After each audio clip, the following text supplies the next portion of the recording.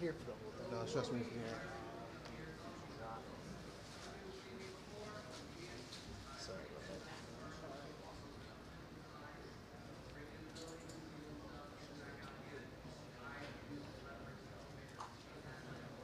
Boom.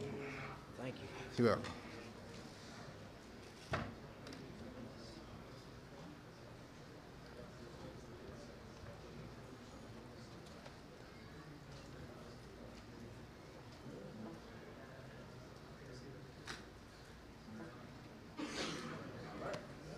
Okay, ready to go.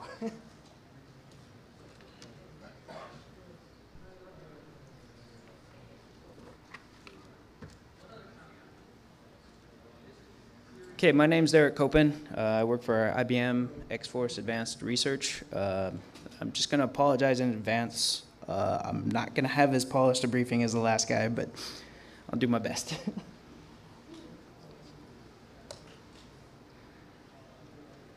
So here's what I'm going to talk about today. I'm going to give an introduction on bootkits, talk about walk through the boot process of various operating systems. I'm sticking mostly to x86 architecture, x64. We're going to take a deep look at the technologies involved in booting and give some advice for how to prevent exploitation. Take a look at some case studies that are real-world examples of lower than OS exploitation.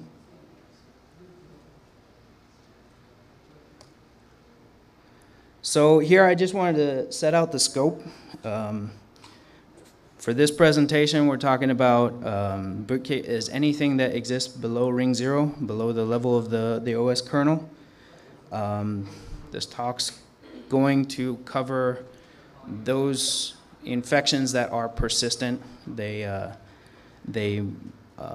maintain presence on the hardware after reboot. I'm not really going to talk about stuff like bootable CD-ROMs that are auto-pwn.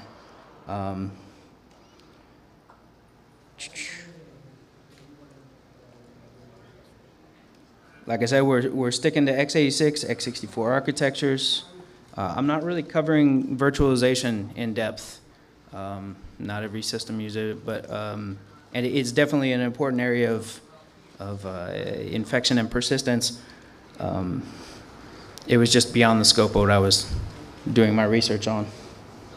I'm releasing a white paper eventually. It's probably about halfway finished. But I'll try and distribute that out to Hope. If you grab my Twitter from the first slide, if we can publish the slides on the website for Hope, feel free to add me, and I'll post the white paper there when it's finished.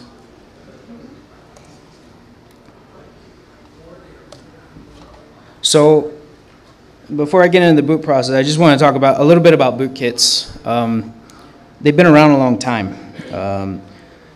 Stone virus hit in 1987, and that was an overwrite to master boot record. UEFI got popular 2013 with the Dreamboot exploit. So the danger of bootkits is that they sit below the OS. So many times you cannot detect them from the OS. They're persistent, so you can reinstall the operating system and still have an infected machine. You can, in some cases, you can even reflash firmware and still have an infected machine. So I think this is an important area of research, and trying to prevent and detect what we can of these becomes very important. So here, this slide, I'm talking about the basic boot process for old Windows machines on power on self-test. Yikes! Power on self-test. Hardware gets initialized. drivers get loaded, RAM gets checked out on post.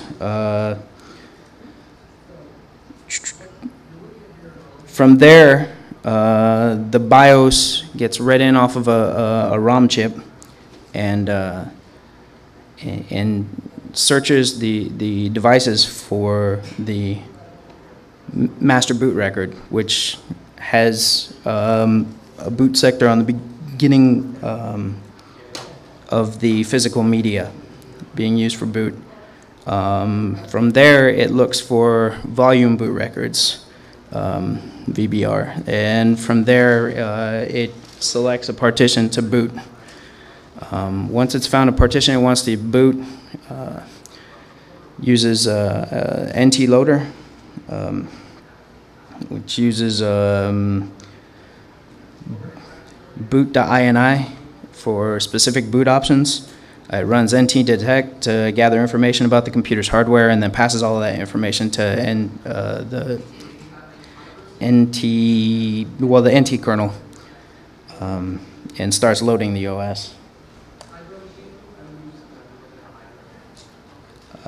Here we've got boot processes for later architectures, starting with WinVista. Instead of just loading the NT kernel straight out, as it did in XP architecture, it calls the Windows Boot Manager. And the Windows Boot Manager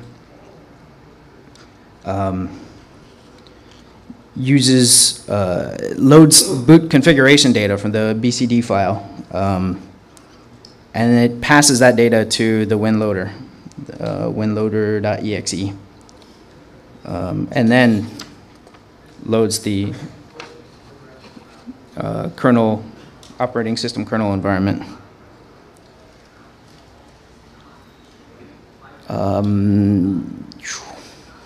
So starting with Windows Vista Service Pack 1, Windows began to add support for UEFI. Now UEFI is a technology that a consortium came up with specification for. They're currently on version 2.3.4 or 2.3.1. And basically, UEFI is a much stronger version of the BIOS. It can be split between firmware and other storage devices, but it's basically a mini operating system, and much more powerful than the old BIOS technology. And because of that, power is that much more exploitable and dangerous if it gets exploited. So from here, we've got UEFI loading either a master boot record or a new GUID partition table, which is a new way to store partitions for hardware storage devices that are over 2 terabytes. Again, from there goes Windows Boot Manager, boot configuration data, and then the Windows Loader. Windows 8 came shipped with Secure Boot. Secure Boot is a technology that checks the signatures of every piece of software involved in the boot process. So if something doesn't match up, it just won't let it run. It's kind of like a bouncer at the entry to a club or something. It checks signatures. If they don't match the master keys stored in UEFI, then that particular phase in the boot process doesn't get to run, and it has to go back to setup mode. Mac's been using kind of an older version called EFI boot. They've been using that for a while. I think it's still based off of the EFI 1.2 implementation before EFI became UEFI. Again, the boot ROM has 2 major functions, or 2 major services. One is power on self-test, which does the RAM checking and some basic, some initial hardware checking, and then EFI, which does the more standard hardware initialization, selects the OS, and then loads the bootloader, boot.efi Mac bootloader. Here's how it works for Linux. When Linux uses BIOS, goes through post BIOS. Linux has capabilities for master boot record or GUID partition table.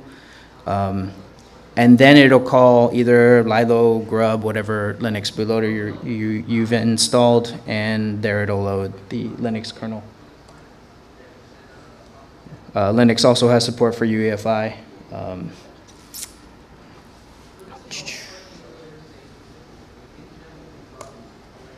Linux also has support for secure boot process. There was a lot of controversy when Windows 8 machines came out. They had all secure boot enabled by default, and the keys that were being checked for were always Microsoft signed keys. So Microsoft released some keys for open source developers to use. There was a bit of an outcry. Initially, people thought that Microsoft was attempting to limit certain hardware architectures to only being able to boot Windows. I think some people are still leery of the keys that were distributed. Again, the boot manager, the bootloader, and the Linux, even the kernel, all have to be signed with valid keys. So if something's been tampered with, its signature is not going to match. UEFI secure boot says no good, goes back to setup mode, or possibly bricks your system.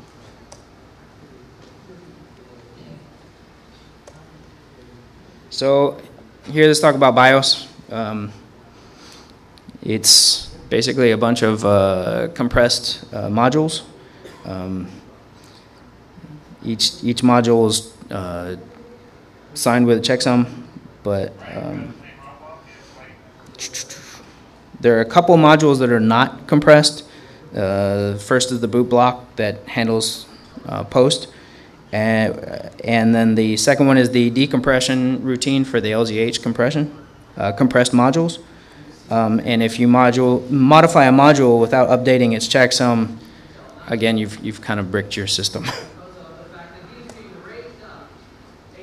So some examples of persistent BIOS infection were presented by Core at CanSec West in '09.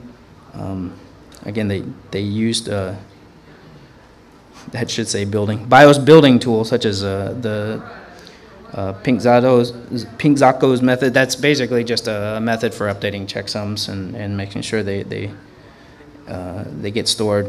Then go ahead and run the patch and update the checksums.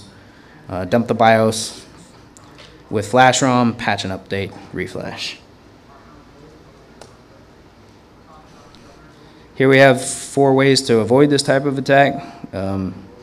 So you're going to see the first bullet quite often throughout this paper. And you can pretty much assume that this is a basic way to avoid most infections. A lot of these things need multiple stage infections. So they initially get on with some exploit. They then escalate privileges and then use those escalated privileges to install at the very low level. So if you can protect yourself with antivirus, firewalls, intrusion prevention systems, host-based intrusion prevention systems,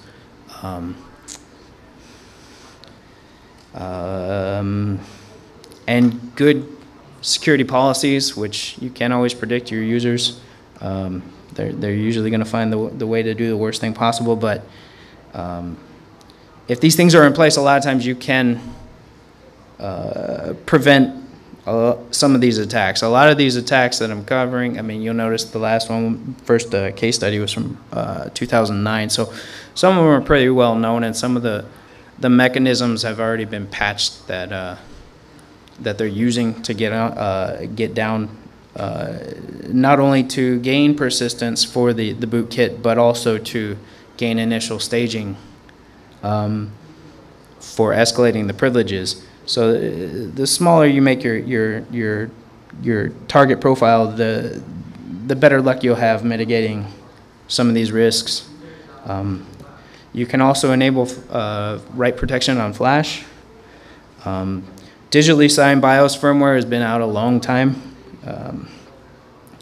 And number 4 goes back to policy. Don't download BIOS updates from untrusted sources. Again, if it's malware that's going after the BIOS anyway and bundled, it may not even be a firmware flash that you're doing, and rather something that gets run automatedly. So I guess just be careful. So here we are back to UEFI.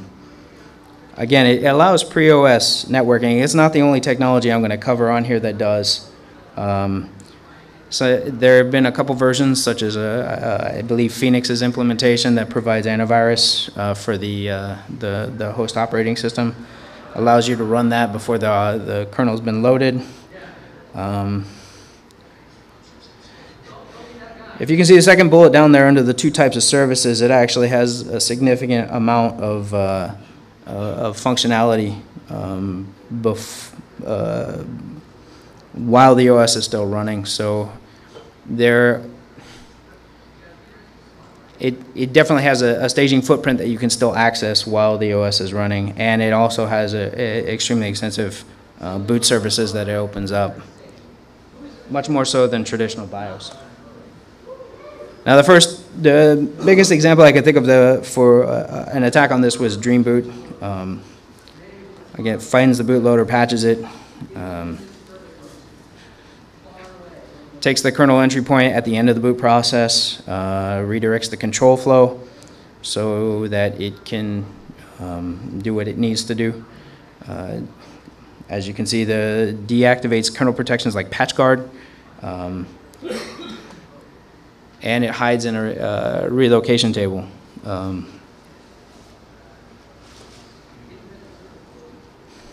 So again, back to countermeasures.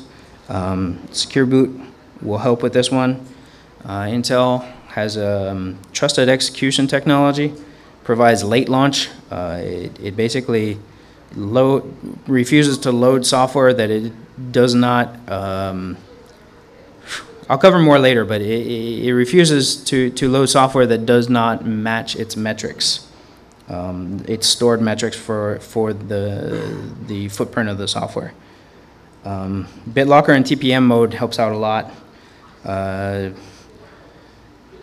So TPM mode allows different types of encryption. One of them is sealing. So if, again, TPM also uses software metrics, and if the software metrics don't match up to what it expects, it will not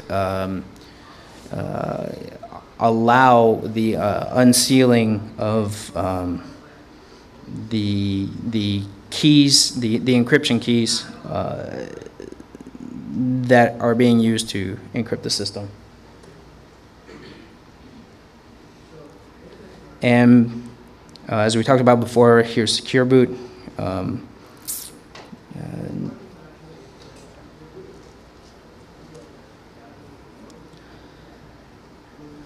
Secure Boot has been bypassed. Here we have a good example of this. Was a talk given at Hack in the Box Amsterdam 2014 by the MITRE research team headed by Corey Kallenberg. What they found was that there was a way to bypass the signature checking that Secure Boot offers. Certain OEM vendors didn't want such things as graphics card drivers, which have, or graphics cards with option ROMs that can be updated, didn't want those option ROM updates to be in a state that could possibly keep the system from booting. So they programmed in a way to avoid the signature check. So the MITRE researchers found a way to manually set the flag that describes how lax your policy is. So they found out that the system variables were not being protected. So they were able to say, oh yeah, don't run signature checking on any of the software, which completely trumps Secure Boot's entire purpose for being. So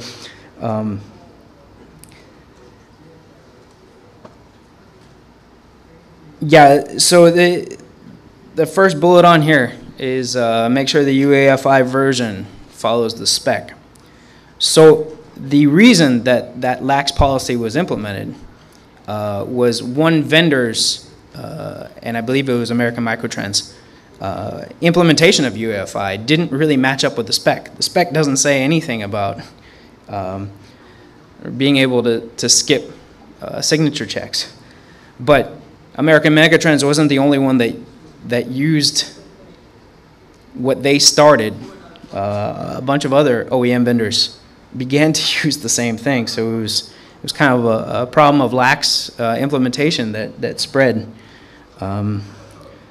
So there are some technologies such as BIOS control and BIOS write enable protection that you can turn on.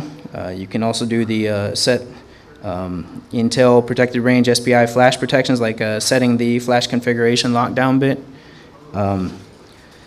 setting SMM BIOS write protection. These are all things you can do in UEFI, or the BIOS options that you can set as long as you've got, I guess, the latest up-to-date BIOS or UEFI. You got to go into boot options, of course, to do it. And back to the original, common security mechanisms measures will help quite a bit.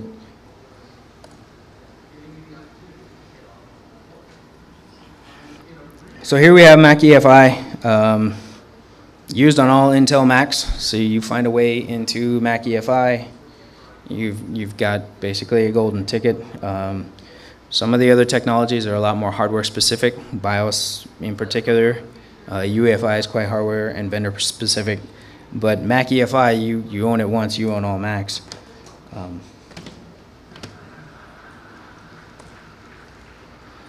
And here, it was briefed at Black Hat by Snare in 2012. He ranks 3 different options for gaining persistence, patching and replacing the bootloader, which he ranked pretty low. Writing to PCI device expansion ROM, which is similar to what we were talking about with the option ROMs with the graphics card on the earlier example that would defeat Secure Boot. And then the last one was flashing the firmware. And he was saying that newer Macs write protect the flash, which makes that very difficult.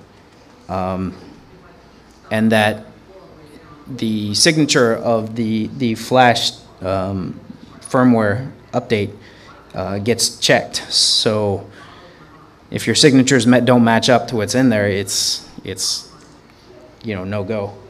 He ranked this one as the highest. He said if you can do it, I would do it anytime. So countermeasures. Actually, the researchers' statement was that we're all out of luck, we're all doomed, but EFI passwords, that's one of the few options you've got for securing Mac EFI. It's a rather low barrier of entry, but I mean, it helps. It turns off some of the booting features. UEFI Secure Boot would help out the situation a lot, but currently unsupported. Third bullet, we've seen this time again. So the fourth bullet, it talks about the evil maid scenario, and that's basically somebody gaining physical access to your machine. You step out of the room for a minute, they drop by with a USB drive and pop it in. That's one of the most dangerous options for a lot of these technologies as far as being exploited. But again, it's also one of the ones that you may have the most control over. at the very least, if you're that scared of somebody being able to pop in a USB drive, you may consider blocking your ports. I've even seen people glue gun in the USB ports in certain offices where they just didn't want anybody plugging in USB. So if it's that important to keep your hardware from being physically compromised, then that's something to consider. Here we have a system management mode. It's low-level technology, privileged execution on Intel x86 and 64 architectures. Has access to all system memory, including NVRAM. It's not subject at all to OS protections. And it gets access by system interrupt handlers. So these handlers will run at a very low level and can capture stuff like keyboard presses, stuff you would normally think the OS drivers would catch. Here's a piece of firmware that can also catch it.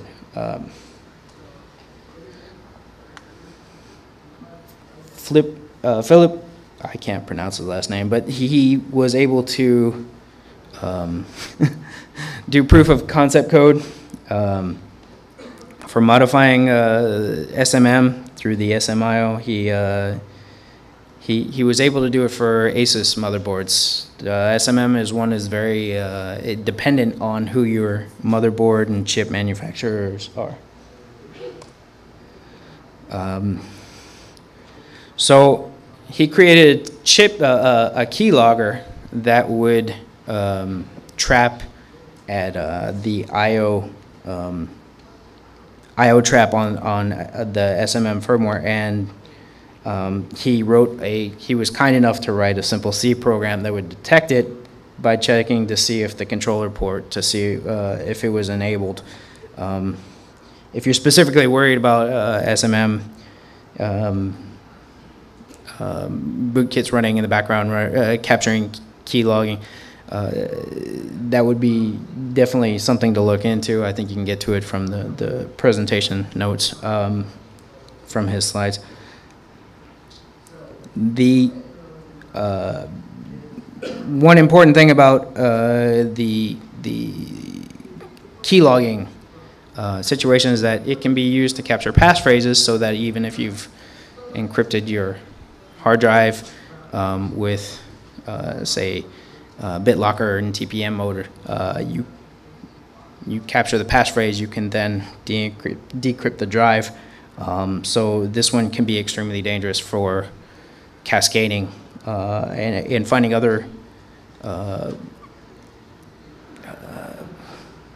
mechanisms to exploit. The last bullet is SMM transfer monitor. This is a technology that Intel designed, but they haven't implemented. It virtualizes the SMM handler, and it would go a very long way to securing systems. Quite a few of the presenters have actually complained. They make it a point to complain about Intel's lack of implementation for this technology in countless briefings. So yeah, if that's going to be one of the morals of my presentation that I'll inherit from the people that came before me, is definitely pressure Intel to get some of that implemented.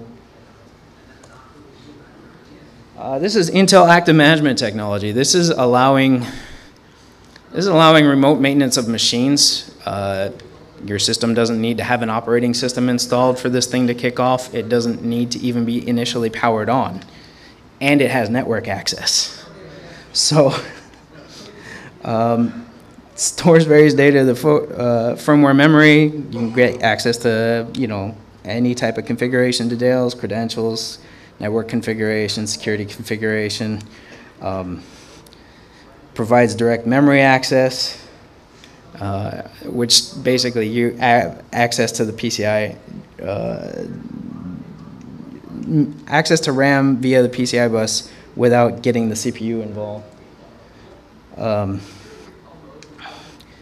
Patrick Stewin of Berlin actually he has a number of talks, actually, if you check out the Berlin Institute of Technology page. And yeah, he has a good number of proof of concept code.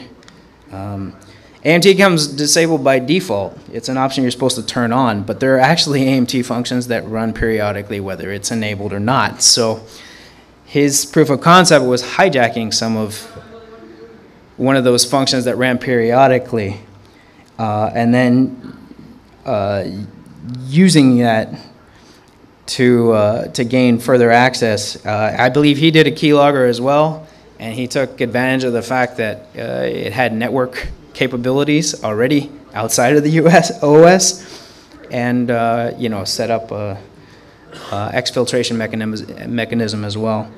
So he had complete and total out-of-band communications with his keylogger that you would have to be elsewhere on the network to even detect.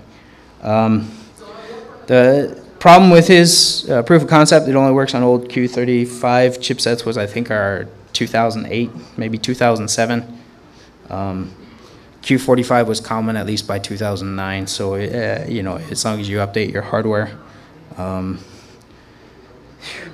In order to pull off his proof of concept, updated BIOSes were blocking him in certain circumstances, so he found out that you can kick off a BIOS downgrade without any kind of user consent on older versions, and was able to do that to open up the door to run his code.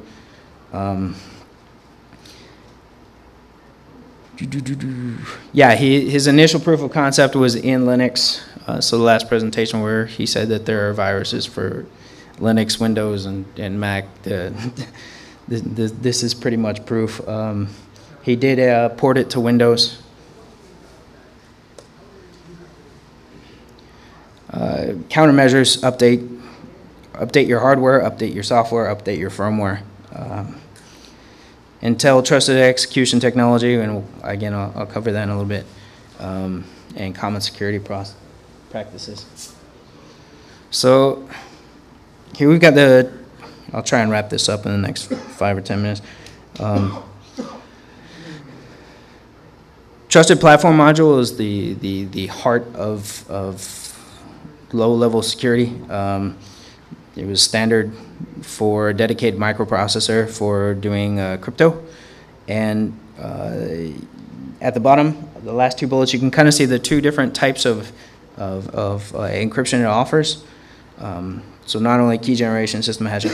The binding is encryption with a factory burn key or a derivative of that factory burn key that comes with the chip itself. And then sealing means that that chip has to be in a certain machine state in order for it to even consider trying to decrypt something. So TPM's pretty solid. Again, Joanna Rutkowska of Invisible Things Lab said that her main scenario that she pictured for compromising TPM was, again, the evil maid scenario, dropping by with a USB key, allowing a user to grab keys. Again, restrict physical access, consider gluing your USB ports, disable your CD-ROM if it's that important. Okay, here we've got Trusted Execution Technology. It offers secure storage. It gets its secure storage from TPM. What it does is it stores the metrics for the programs it's about to load, and then will not load things that don't match up. And again, AMD has a version that they implement with a SKIN instruction. And here, Joanna Rutkowska, again, Invisible Things Labs, exploited a flaw to basically leveraged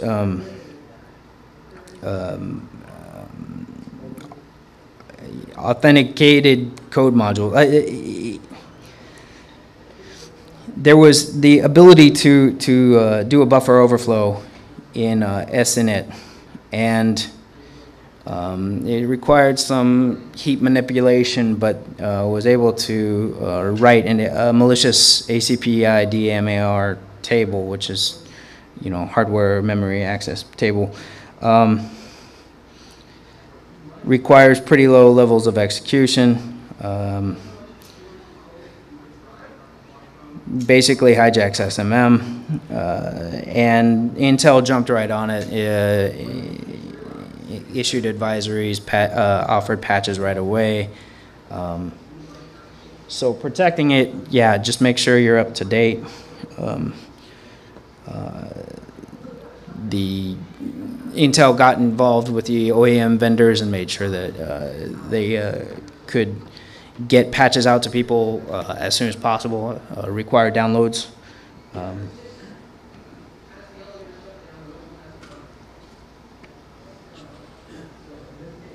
Yeah, one thing Intel did was change the layout of the trusted execution technology and make it so that the launching control policy was executed first, so that you can blacklist stuff ahead of time and not necessarily need to rely on patches. So it was an architectural change that would prevent anything similar, even if they found another avenue to attack SMM. TXT. So master boot record, boot sector at the beginning of storage devices, partition information, limited because it only handles up to 2 terabytes, 2 terabyte drives.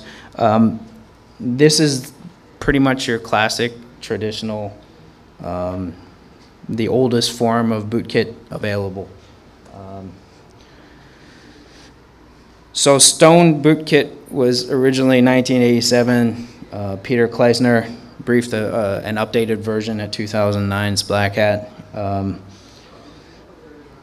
Basically, he dumps firmware, updates it, reflashes it. In this case, he also patches the OS loader.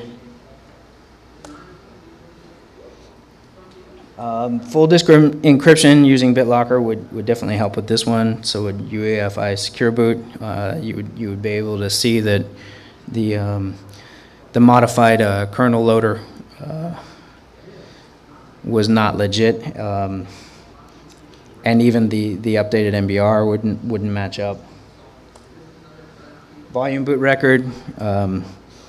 Loaded the same way as an MBR, it's just another level down.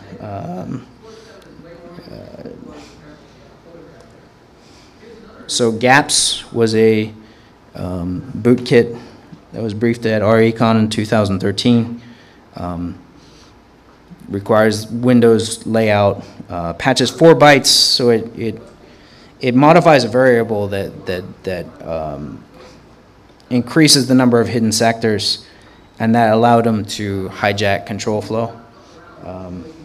They also patched the boot manager and WinLoad. So for this, the countermeasure for this would be switching your partitioning mechanism to GPT would be the quickest, but that would also be a pain because you'd probably need to reinstall. UEFI Secure Boot would help. BitLocker in TPM mode, being able to check, having encrypted boot process, encrypted hard drive, and then expected signatures and metrics before it'll decompress and boot. And the final bullet, yeah, common security practices. I'll try and wrap this up.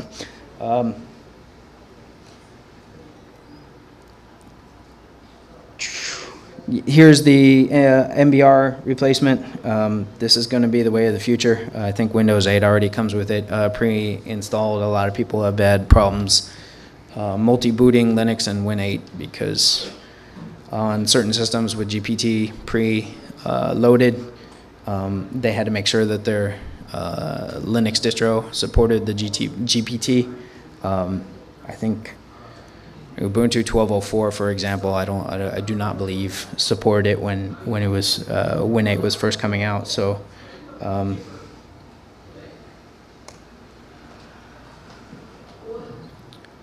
Another stage in WinXP boot, the NT loader, it gets compromised by a bunch of the earlier examples I gave, so kind of felt like giving another example would be repetitious. Its replacement is Windows Boot Manager.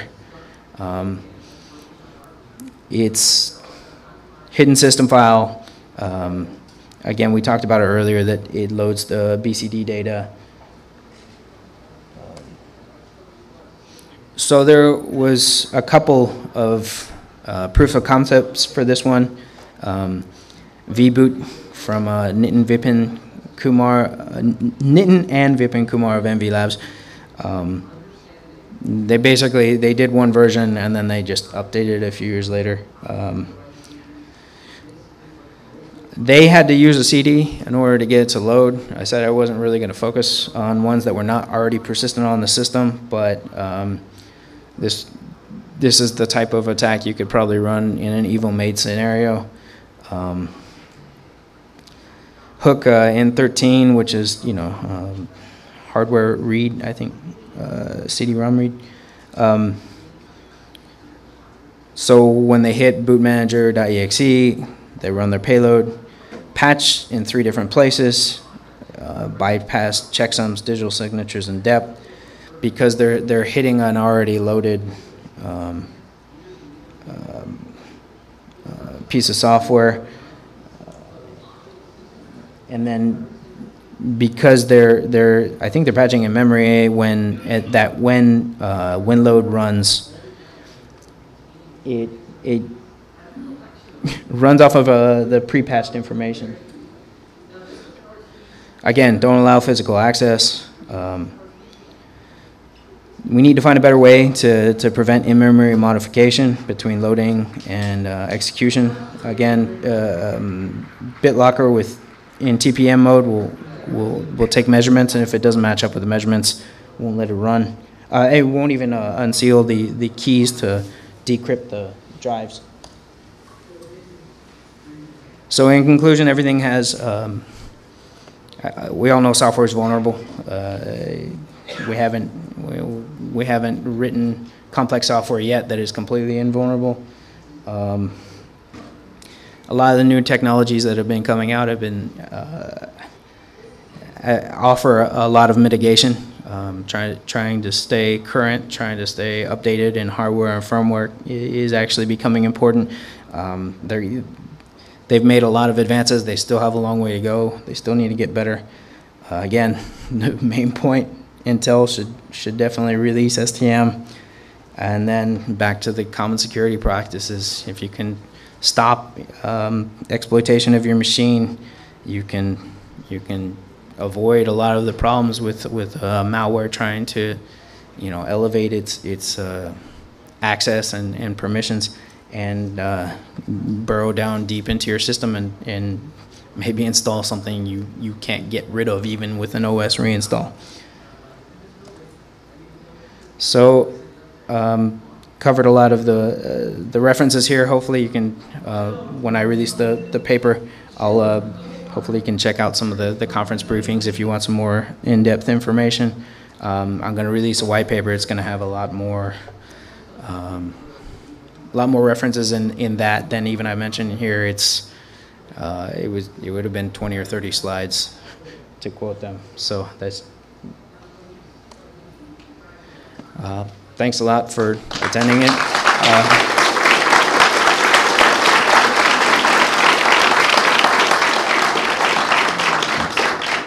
I think I've got 10 minutes or so for questions. What do you recommend doing when you have a machine that remains infected after installing the operating system? What's the next step after that? Take it out back and shoot it? No.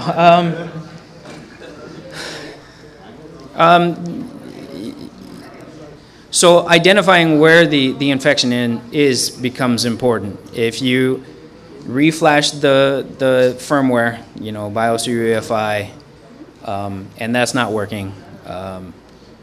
If AMT is not working, and you try and update Intel's active management technology, or every step of the way you try and update firmware, try and isolate the problem. If it's something that you still can't get off, no matter how much you've flashed, or could even possibly be a hardware infiltration where they've soldered something onto your board that's not supposed to be there. So, I mean, at a certain point, these things do get deep enough where you got to hope that something comes out down the road to help you identify it. But I mean, that's kind of the idea with 0 days. You can't always detect them. You can't always block against them right away. So just try and stay as current as you can, and reflash everything that you've got options to. I'll go with you first. About the AMT services that remain enabled when you say disable AMT. Yeah. So could you briefly characterize them? And second, do you have, are there signatures to their activity? I'm sorry, I don't have more information on me. If I probably should have done a better job keeping track of the actual function that runs. I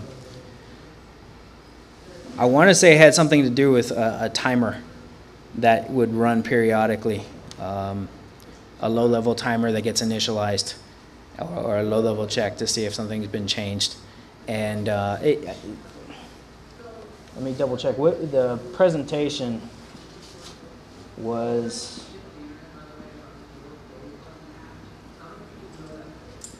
The Berlin Institute of Technology. Okay, he's got probably 3 or 4 presentations on Patrick Stewin, if you can Google him, and Berlin Institute of Technology. He does a much better job than I can of breaking down the attack.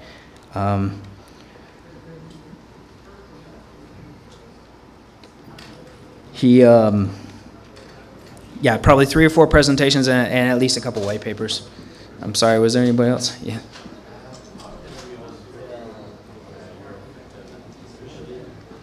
I can't hear very well.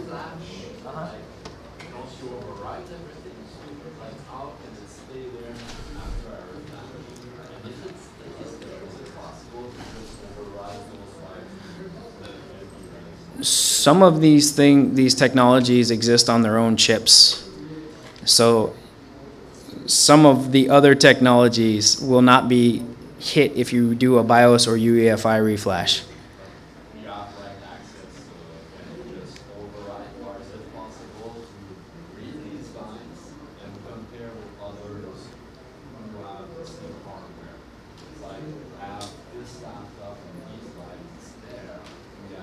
Right. So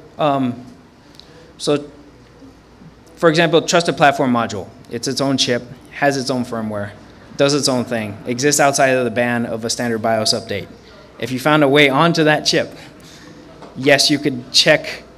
If you can find a way to read the memory of that involved with that chip, hooking up JTAG debuggers and finding out what's stored in the bytes there, yes, you could double check to make sure, do a sanity check to make sure things match up. But some of these technologies exist very low, like outside the normal scope of.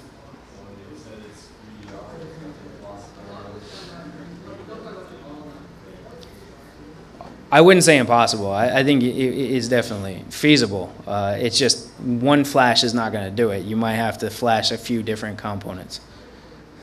Sorry if that.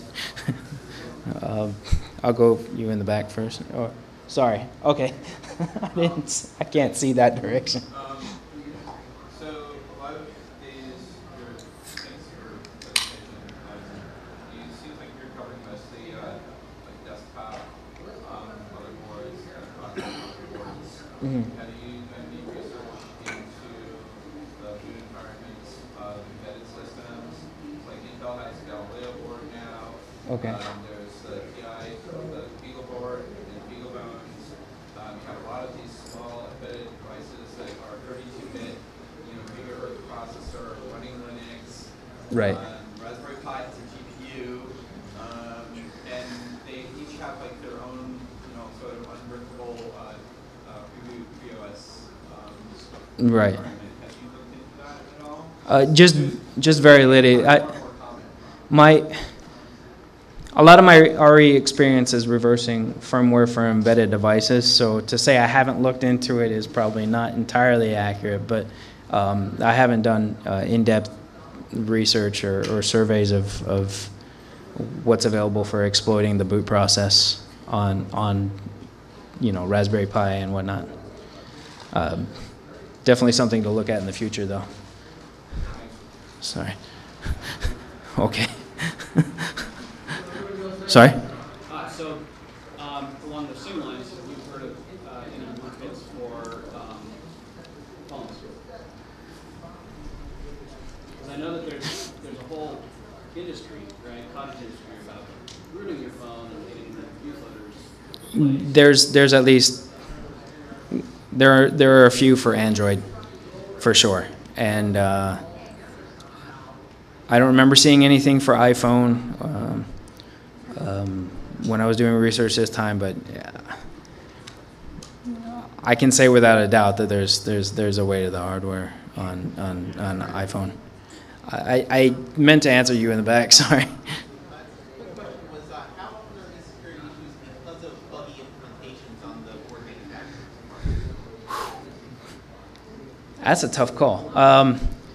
From what I was researching, UEFI, because it is kind of a nebulous spec with so many people's input, I think that one in particular, because nobody took the lead and stamped out, I think that the spec might have been a little bit nebulous for some of the vendors.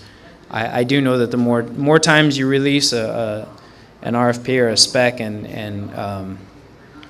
sorry, not RFP, RFC, 20 people implement in different ways. I've done a lot of network device research, and there's an entire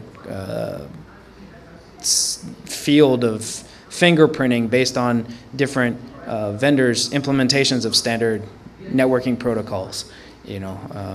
So I think anytime you release a standard, you're definitely open to the idea that people are going to implement it in different ways and be more or less strict with it. I would say it's a common thing that anytime you try and have a public standard, that bugs are going to find their way in. Yes? These are all talks and concepts. How often do you come across rootkit type problems in the wild? Oh, so I'm sorry. Going back, each one of these has in the wild exploits. So the Stone bootkit I was talking about, very similar to MebRoot, which is a Trojan that does pretty much the same thing. DreamBoot is actually in the wild. Think a few of the other ones on there they had kind of clones, maybe not the exact same thing as the proof of concept, but something that worked very similar. But were they developed the night after the presentation? That's a tough call, because Stoned, the updated Stone briefing was in 2009. I think MebRoot was released in 2009, so I believe that, yeah, in some cases the research may drive some of the technology, but in other cases it's definitely the opposite. Somebody sees a nasty piece of malware and briefs on how the mechanism works. So, sorry. Thank you very much.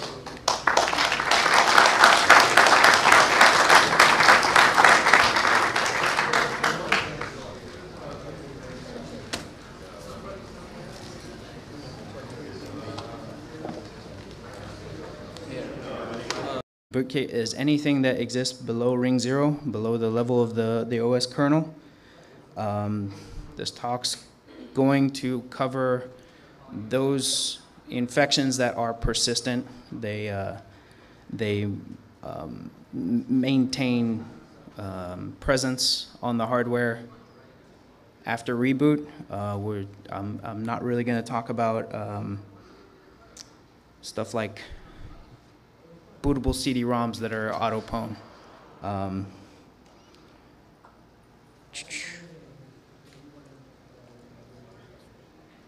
like I said, we're sticking to x86, x64 architectures. I'm not really covering virtualization in depth. Not every system uses it, but and it's definitely an important area of infection and persistence. It was just beyond the scope of what I was doing my research on. I'm releasing a white paper eventually. It's probably about halfway finished, but I'll try and distribute that out to Hope. If you grab my Twitter from the first slide, if we can publish the slides on the website for Hope, feel free to add me, and I'll post the white paper there when it's finished.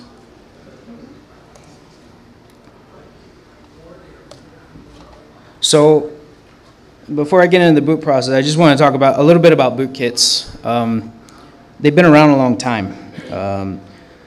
Stone virus hit in 1987, and that was an overwrite to master boot record.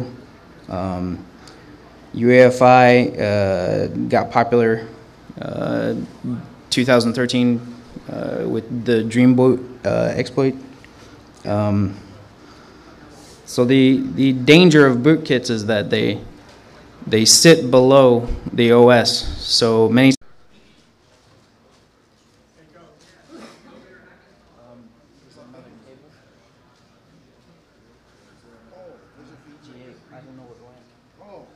Down here for the whole thing. No, trust me.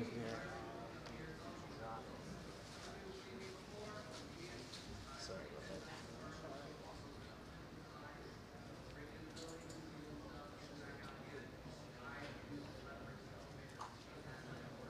Boom. Thank you. You're welcome.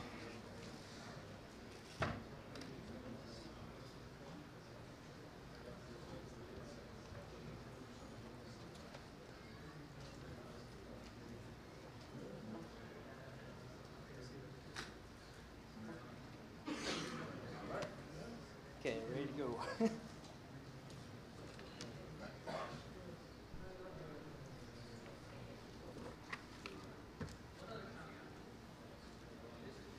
Okay, my name's Derek Copen. I work for IBM X-Force Advanced Research. I'm just going to apologize in advance. I'm not going to have as polished a briefing as the last guy, but I'll do my best.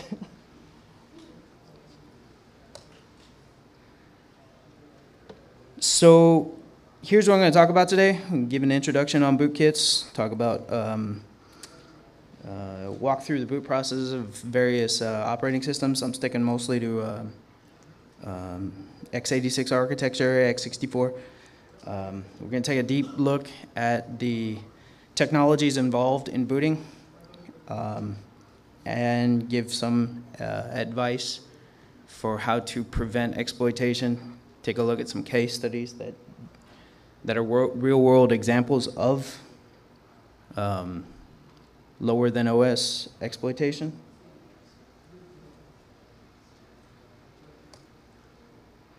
So here I just wanted to set out the scope. For this presentation, we're talking about, here we've got boot processes for later architectures, starting with WinVista. Instead of just loading the NT kernel straight out, as it did in XP architecture, it calls the Windows Boot Manager. And the Windows Boot Manager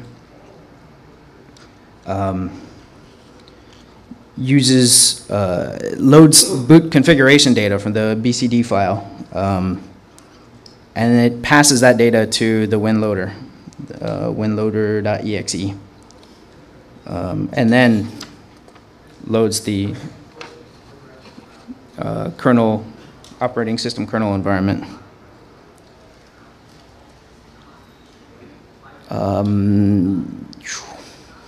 So starting with Windows Vista Service Pack 1, Windows began to add support for UEFI. Now UEFI is a technology that consortium came up with specification for. They're currently on version 2.3.4 or 2.3.1. And basically, UEFI is a much stronger version of the BIOS. It can be split between firmware and other storage devices, but it's basically a mini operating system. And much more powerful than the old BIOS technology.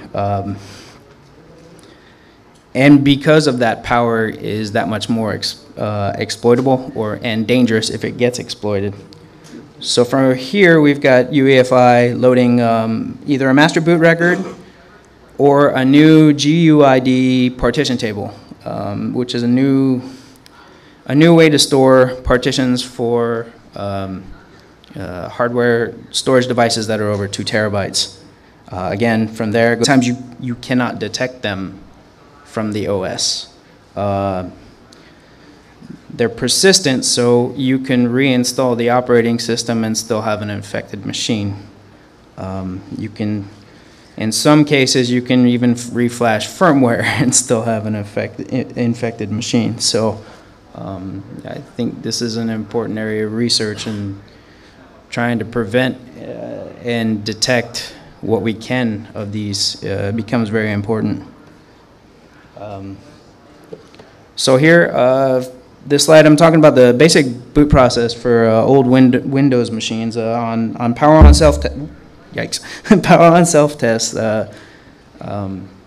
Hardware gets initialized. Drivers get loaded. RAM gets checked out on post. From there, the BIOS gets read in off of a ROM chip and searches the devices for the master boot record, which has a boot sector on the beginning of the physical media being used for boot. From there, it looks for volume boot records, VBR, and from there it selects a partition to boot. Once it's found a partition it wants to boot, uses NT loader, which uses boot.ini for specific boot options. It runs NT detect to gather information about the computer's hardware, and then passes all of that information to the NT kernel, and starts loading the OS. Goes Windows Boot Manager, boot configuration data, and then the Windows loader. Windows 8 came shipped with Secure Boot. Secure Boot is a technology that checks the signatures of every piece of software involved in the boot process. So if something doesn't match up, it just won't let it run. It's kind of like a bouncer at the entry to a club or something. It checks signatures. If they don't match the master keys stored in UEFI, then that particular phase in the boot process doesn't get to run, and it has to go back to setup mode. Mac's been using kind of an older version called EFI boot. They've been using that for a while. I think it's still based off of the EFI 1.2 implementation before EFI became UEFI. Again, the boot ROM has two major functions, or two major services. One is power on self-test, which does the RAM checking and some basic, some initial hardware checking. And then EFI, which does the more standard hardware initialization, selects the OS, and then loads the bootloader, boot.efi Mac bootloader. Here's how it works for Linux. When Linux uses BIOS, goes through post BIOS. Linux has capabilities for master boot record or GUID partition table. And then it'll call either Lilo, Grub, whatever